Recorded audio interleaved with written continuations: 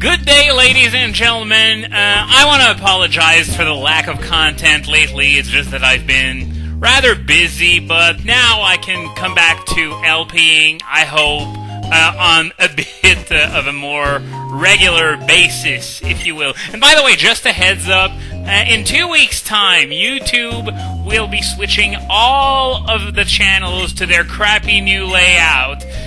Are you having deja vu? Because I sure do. It's like this every fucking year. We change to a new layout that's less functional, less appealing to the eye, less everything that would be positive, because less sucky, that would be a lie. But seriously, would they just pick one design and stick with it, preferably a functional one? You know, like the one that was there before Google got its greedy mitts on YouTube.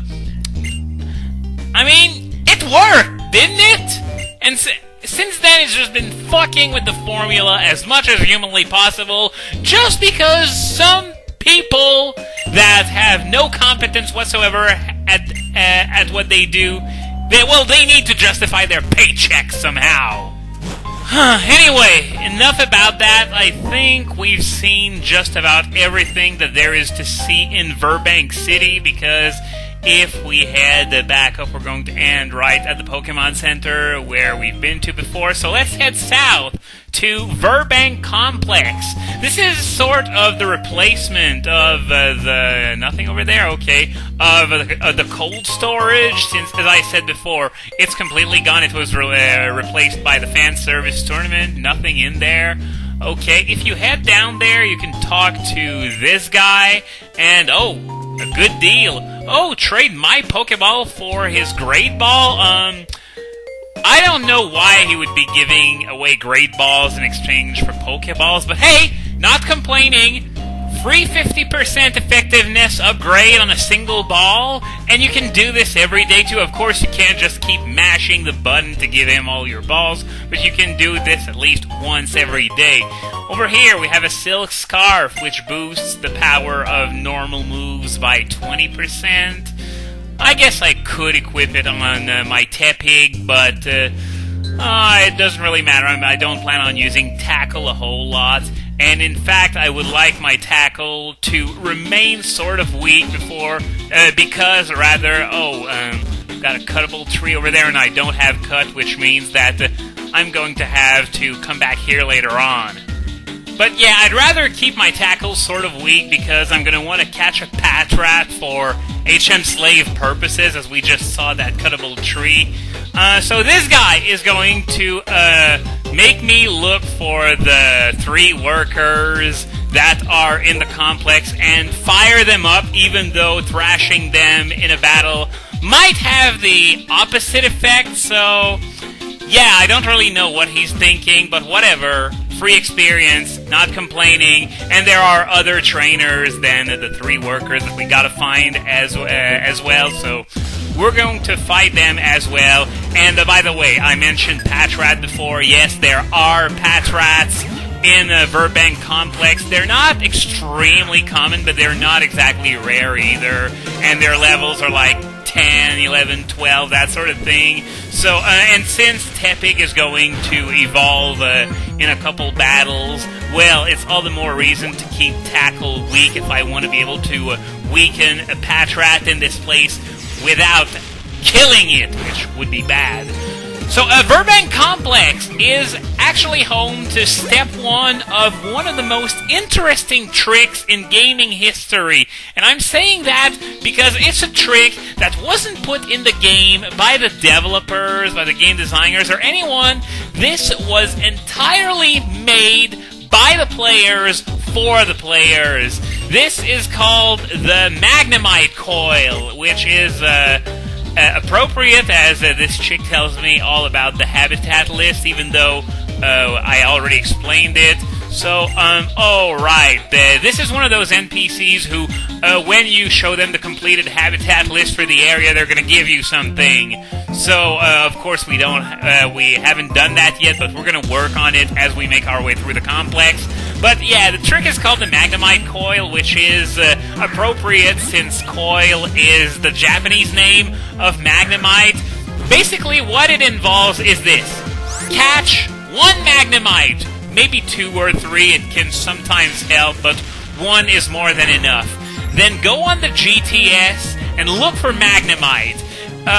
And if you're lucky, you're going to see a lot of other players asking for Magnemites in exchange for Magnemites. The rest will probably be like level 9 and under Reshirams, just to troll everybody.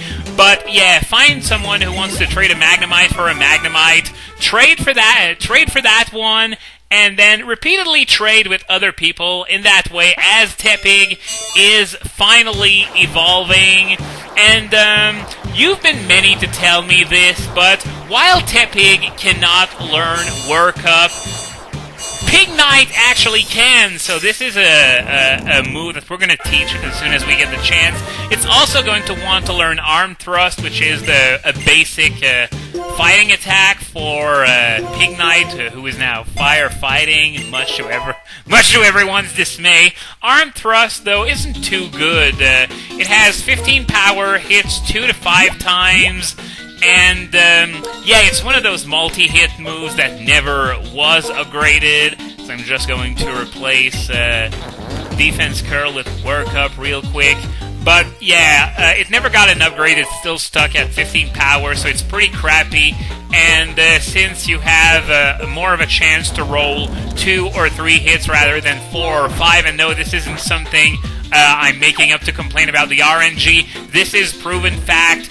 You roll 2 or 3 more often than 4 or 5. So the average power per turn is 45, which is pretty lousy, but still, it's got stab on it, so it's nice at that point in the game, I guess. So here is worker number 1. So I was talking about trading Magnemites for Magnemites on the GTS, which, by the way, is the bulk of GTS trading. If you look at all the categories that are on the global link for the GTS, you'll find that Magnemite is on top of all of them in a landslide. Well, the GTS has to be good for something, somehow, right? Because otherwise, that level 9 or under Reshiram bullshit, I simply cannot believe that in Generation 5 they didn't change it, so at least if you can't request impossible stuff like that. I'm really hoping that it becomes the case in Generation 6, and that the search function is more user-friendly. You can search for more stuff, have more than just 7 offers appearing at one time, because right now the GTS is just about unusable for anything that is not the Magnemite Coil. But I haven't even gotten into the purpose of why you'd want to do the Magnemite Coil. It's because, as we're going to see later on, it doesn't go through there, so I guess I'm going to have to take the long way around. Great Ball inside this very suspicious-looking square.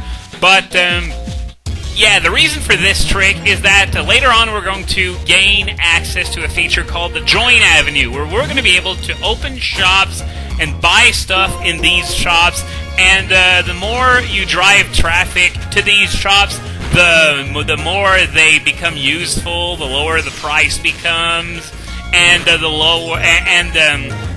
better the things that you can buy at these shops get. So, as a result, there are NPCs that you can direct to the shops that they want to go to, but if you trade with someone on the GTS, or fight someone on Wi-Fi or anything, if it's an interaction, GTS, wireless, Wi-Fi, you're going to see the people that you interacted with coming to your Join Avenue, and you're going to be able to direct those people to You're going to be able to direct them to the appropriate shops and power up your shops further, so to speak. So this is why you want to do the Magnemite Coil if you're really intent on using the Join Avenue, which is a really good idea because some of the stuff it sells is really amazing and at pretty affordable prices too, and fuck. Well, that's just great. I'm going to have to head back to the Pokemon Center to heal that poison. Thankfully, one thing that has changed over the generations is that, well, I almost forgot to check that. There was a tiny mushroom in there, nothing major, but whatever. But yeah, you don't lose HP by walking around anymore, which is really problematic at this stage of the game. At least it used to be. Remember the old days in Viridian Forest when you'd get poisoned by a Weedle and you wouldn't have an antidote, so you'd have to walk all the way back to Viridian City? Yeah, I remember that. Not necessarily fun times. Also, I guess I should mention there are Elekkids in this place. If you play White 2, if you play Black 2, you're going to have Magbies appearing here instead. And, oh wow, we got a Patrat! So, what I'm gonna do, I'm going to try and catch it before I die. Of course, if I see that I'm gonna die, I'm just gonna run away, because after all, it's just a Patrat. But, okay, managed to weaken it decently, and Bite really doesn't do a whole lot, considering that Pignite is now part fighting. So, let's see here. I think we're gonna have like 2 or 3 tries, and, hopefully this one is going to work. Yes! So I just caught myself my early game HM Slave. Of course, it can only learn Cut right now, but evolving it into Watchhog will allow it to become more useful.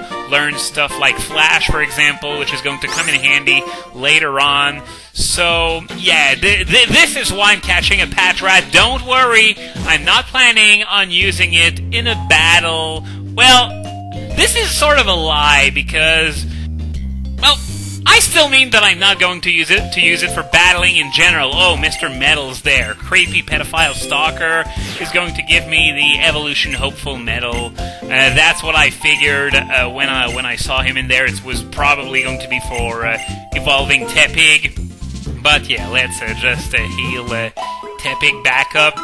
So yeah, when I was talking about battling with that Patrat, it's just that I'm going to head back to Route 20, and remember that double battle that we couldn't do before because Tepig at the time was all alone?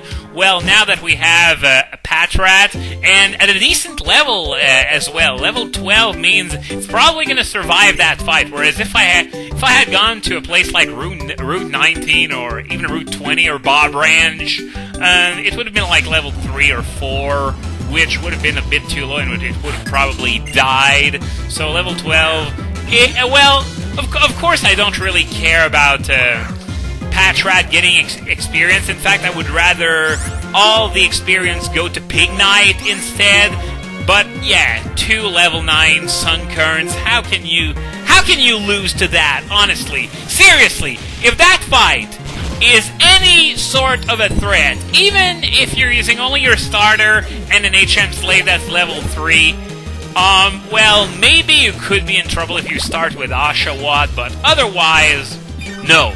Just no. You really should consider quitting gaming entirely, and yeah, you know the drill by now. You shouldn't lose to level 9 versions of the Pokemon with the lowest stat total in the entire game, because that would be just sad.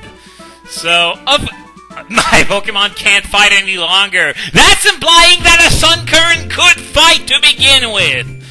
But anyway, let's just talk to these, and after that, we're going to call it a day. I guess we can head back to the Virbank Complex on foot. But otherwise, that's all we're going to be doing for today. So next time, we're hopefully going to complete the Virbank Complex. We still have 2 workers that we have to stimulate by utterly trouncing them in Pokemon battle. Yeah, don't ask me. I don't know either. So, yeah, we're gonna take... Oh, okay, I just walked into that grass. I was thinking for an instant there was an Audino waiting for me. So, yeah, see you guys next time.